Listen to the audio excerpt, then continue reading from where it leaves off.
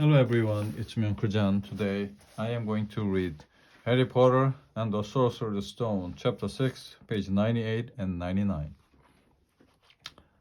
And the sister half laughing, half crying, wanting to keep up with the train until it gathered too much speed. Then she fell back and waved. Harry watched the girl and her mother disappear as the train rounded a corner. Houses flashed past window. Harry felt a great leap of excitement. He didn't know what he was going to, but it had to be better than what he was leaving behind. The door of the compartment slid open, and the youngest red-headed boy came in. "Anyone sitting there?" he asked, pointing at the seat opposite Harry.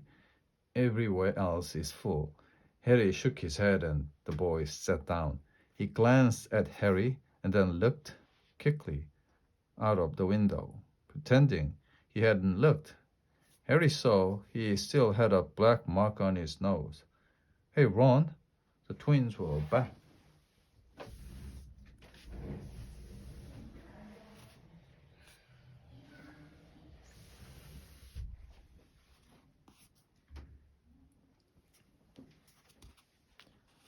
"Listen, we're going down the middle of the train.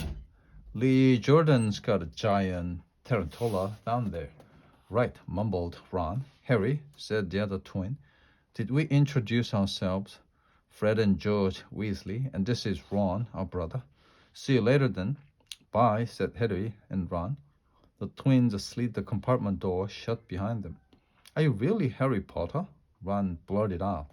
Harry nodded. "Oh, well, I thought it might be one of Fred and George's jokes," said Ron.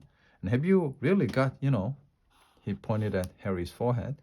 Harry pulled back his bangs to show the lightning scar. Ron stared. "So that's where you know who." "Yes," said Harry, "but I can't remember it." "Nothing," said Ron eagerly. "Well, I remember a lot of green light, but nothing else." "Wow," said Ron. He sat and stared at Harry for a few moments.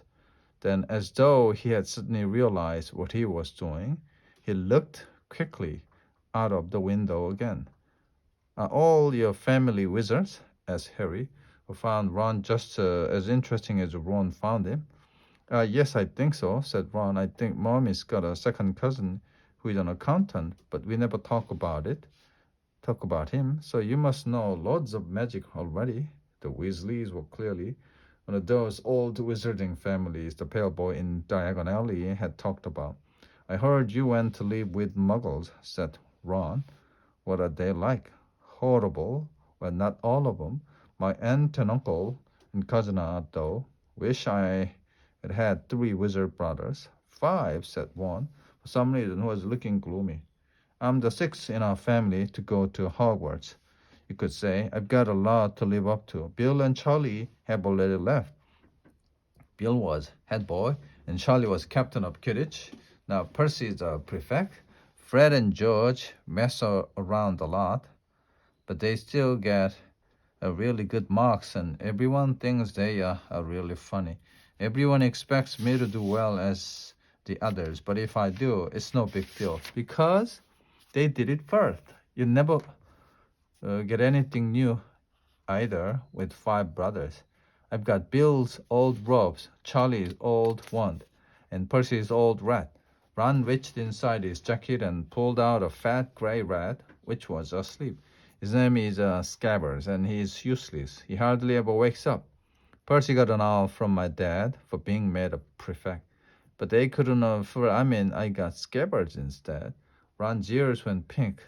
He seemed to think he had said too much, but he went back to staring out of the window. Harry didn't think there was anything wrong with not being able to afford an owl.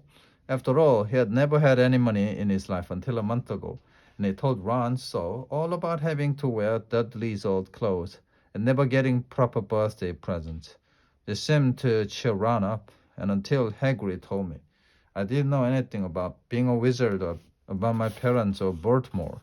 Ron gasped. "What?" said Harry. "You said you know whose name?" said Ron, sounding both shocked and impressed.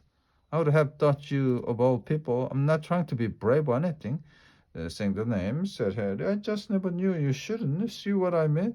I've got loads to learn. I bet, he added, voicing for the first time something that had been worrying him a lot lately. I bet I'm the worst in the class. You won't be. There is loads of people who come from Muggle families. They learn quick enough. While they had been talking, the train had carried them out of London. They were spending past fields full of cows and sheep. The end.